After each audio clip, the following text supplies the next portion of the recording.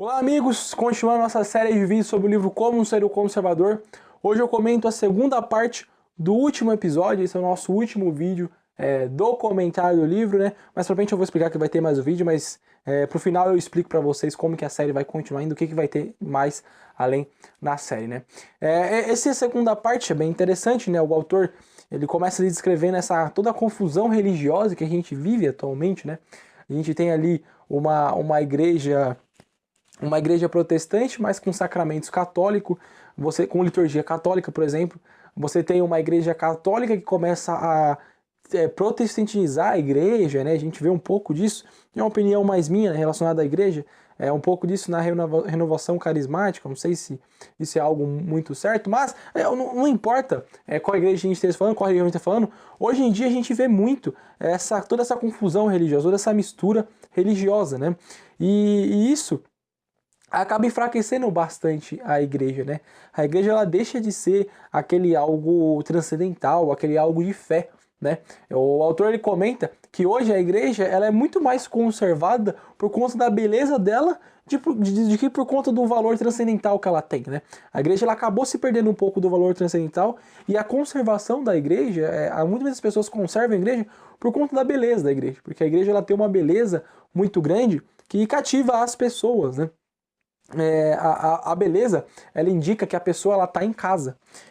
Se você for ver as religiões, toda vez que você tem uma catedral, toda vez que você tem, sei lá, qualquer igreja, qualquer templo construído, ela indica para a pessoa que você está naquela casa, que ele é a sua casa, que ele é o seu lar, que você vive num lar cristão. Por isso que a beleza da igreja, ela não é só algo belo, que você meu Deus, que é algo bonito. A beleza da igreja, ela também está envolvida a essa pretensão, a identidade comum de uma sociedade. A igreja, ela foca nisso, né? A beleza da igreja também tem muito disso. E quando a gente se sente em casa, quando a gente tem uma fraternidade, é óbvio que a gente começa a ter mais caridade, é óbvio que a sociedade, ela tem mais caridade. Então, uma sociedade que tem as suas igrejas preservadas, que tem todo aquele simbolismo, a gente percebe que a caridade aumenta, principalmente as igrejas cristãs, né? As igrejas cristãs, porque a caridade... A gente pode falar que existe caridade em outras religiões, existe, né? A gente não pode falar que não existe, mas o cristianismo é muito mais, então a liberdade...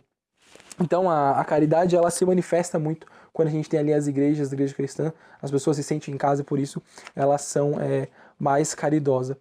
Um outro ponto bastante interessante, que a conservação atualmente, né, ela não se deve só à igreja, não se deve só à beleza, né? A conservação, ela também se deve à história, tanto a história da igreja, como tanto a história do cristianismo, como a história em geral, a história da liberdade, a história de tudo. A história, ela é algo muito importante na conservação, no trabalho de conservação dos conservadores atuais. A gente tem tendência a pensar que a história, ela é aquele negócio assim, sabe, tipo uma roupa velha, um livro velho, que é algo que você olha, que ele é bonito, mas morreu ali, né? Que ali morreu no passado. Como se fosse um móvel antigo, né? Você olha aquela madeira, toda aquela estrutura muito bem feita, mas é algo que não tem interferência na sua vida atual. É algo que morreu no passado e fica ali. Mas a história, ela tem... Vocês me perdoam a tosse, é porque eu tô meio zoado hoje, na gripe, não sei. Tô tossindo bastante, então pode ser que eu tussa um pouco ao longo do vídeo. Eu peço perdão pra vocês, mas a gente... Acho que não vai atrapalhar muito, dá pra continuar aí desenvolvendo o vídeo. Bom, então... A história, o passado, ele está contido no presente. Não acho que o presente é só algo que você vive hoje. O presente, ele tem independência ao passado. Para uma coisa, para uma estrutura ser formada hoje, para alguma ação do homem ocorrer hoje, ele teve que se basear em algumas coisas no passado, né? A gente tem aí instituições que foram criadas no passado, a religião é uma delas, então o passado, ele tem intimamente ligado ao presente. O presente e o passado, eles são como... a continuidade, né? Um complemento do outro. Então não se prenda a achar que o passado, que a história, é sempre as coisas que acabou e aconteceu. Não, a história, ela faz parte do presente. Quando você estuda as ações do homem do passado, você consegue entender a ação do homem no presente, né? E sobre isso, o autor tem uma frase muito interessante na página 262, que compensa citar aqui para vocês agora. Não só estudamos o passado, nós o herdamos, e a herança traz consigo não só os direitos de propriedade, mas os deveres da tutela. As coisas pelas quais os antigos lutaram e pelas quais deram a vida não devem ser desperdiçadas em vão. São propriedade de outros que ainda estão por nascer. Imagine, por exemplo, a conquista da Primeira e da Segunda Guerra Mundial, a conquista que alguns países receberam com liberdade, os homens que lutaram na guerra, né? Então, eles, por meio de sangue, eles conseguiram conquistar a liberdade de alguns países se libertaram da Alemanha nazista. Então, por meio da liberdade, eles conseguiram essa conquista. Só que essa conquista, ela não fica só no passado, ela não se restringe ali, não é um fato que você estuda na escola. Não, ela está intimamente ligada ao presente.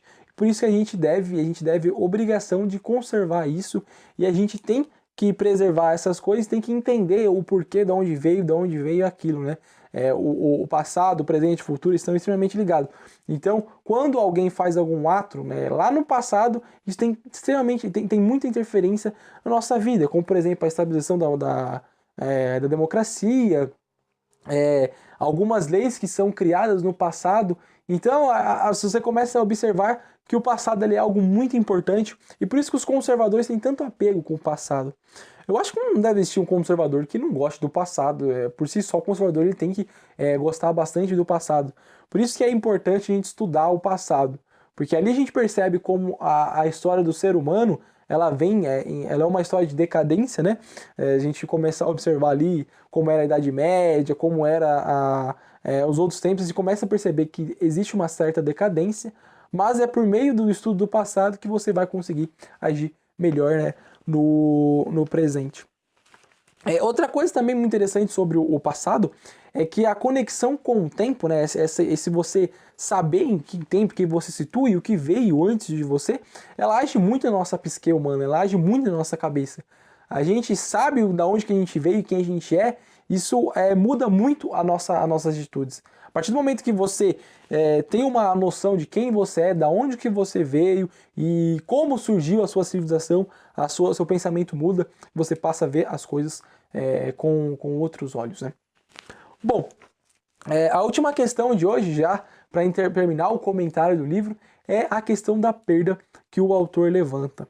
Bom, a perda ela é algo difícil para todos, né? Ninguém gosta de perder as coisas. Quer seja um parente, um ente querido que morre, quer seja, sei lá, perder um computador que estragou. Às vezes nós, homens atuais, às vezes é um celular que estragou, a gente já fica frustrado, né?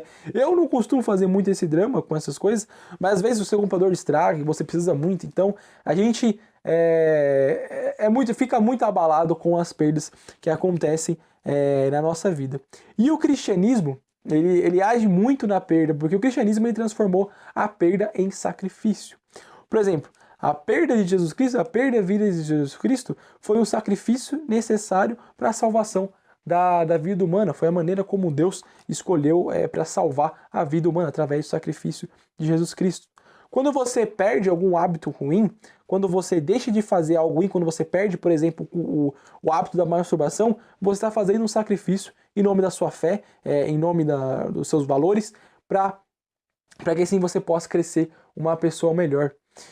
O cristianismo, então, ensina as pessoas a saberem como perder. Não é só um consolo, não vejo o cristianismo como consolo. Ele também ele ensina você a encarar a perda como um sacrifício e assim viver uma vida melhor. Mas, como eu disse, o cristianismo ele não é só um consolo.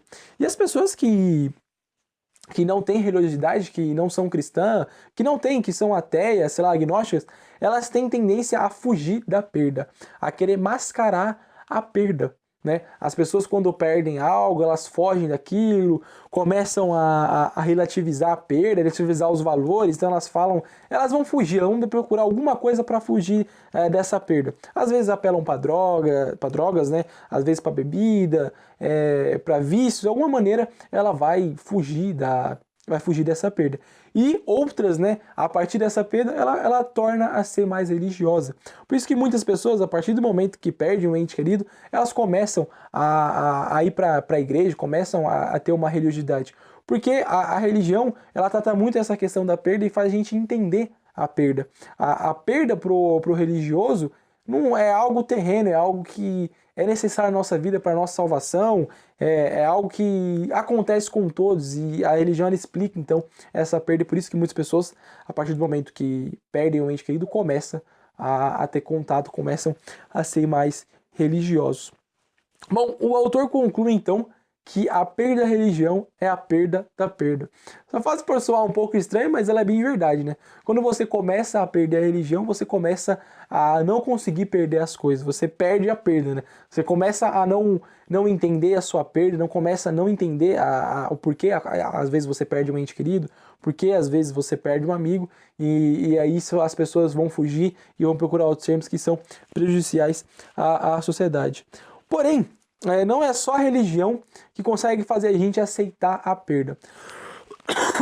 A gente pode aceitar a perda também através da beleza, né? Através da arte que deveria expor a beleza. A arte, ela consegue tirar um pouco desse peso da perda. Porque se você for ver a civilização ocidental, muito da arte da civilização ocidental é focado na perda. Né? Você tem lá a tragédia grega, as obras medievais sempre focando ali aquela questão do sacrifício contra o pecado, a tragédia grega falando bastante sobre as tragédias, que são grandes perdas, né? Então, a civilização ocidental ela tem muito da perda na arte. E a arte, ela pode se tornar um consolo, né? Uma obra artística, uma música, ela pode acabar se transformando em um consolo. E até o próprio Nietzsche percebeu isso, né?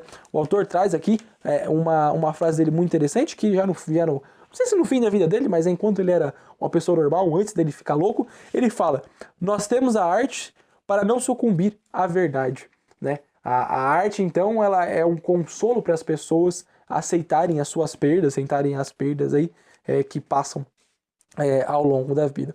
E por fim, o autor ele fala que como a gente faz para restabelecer, como que é possível a gente restabelecer a verdade moral. A gente precisa primeiro parar de ter melancolia, entender que às vezes a gente perdeu algo, o ser humano está perdendo a religião, a gente tem que parar com essa melancolia, parar com esse sofrimento e atacar quem está atacando a igreja, né? Procurar forçar, reforçar a estrutura e encarar a perda como um sacrifício. É basicamente isso, a gente precisa de reforçar as estruturas, a estrutura religiosa, as estruturas de valores, as estruturas econômicas, e encarar a perda como um sacrifício.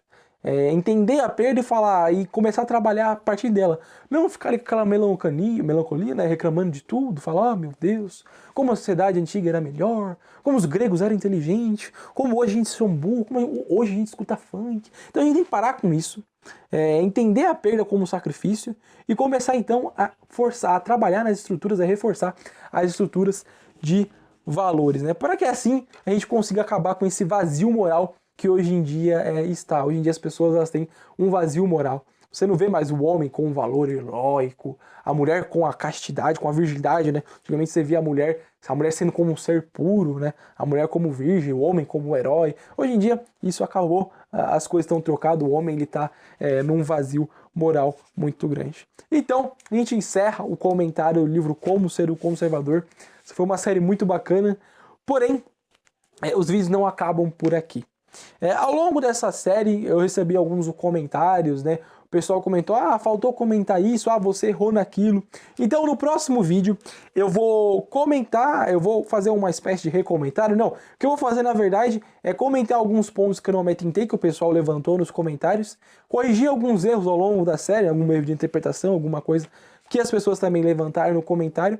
E caso você tenha alguma dúvida e queira que eu responda no próximo vídeo, você comente aí em algum vídeo, qualquer vídeo da playlist que tem aí, já está com 20, 21 vídeos, tem bastante vídeo, você comente que eu, na medida do possível, vou tentar comentar, vou tentar responder todos esses comentários e corrigir algumas coisas e comentar algumas coisas que eu não aumentei. Então a gente não fica por aqui, a gente volta na semana que vem para assim concluir a série, vocês comentem aí, eu vou ficar de olho no comentário de vocês e vou procurar responder. Então, até mais!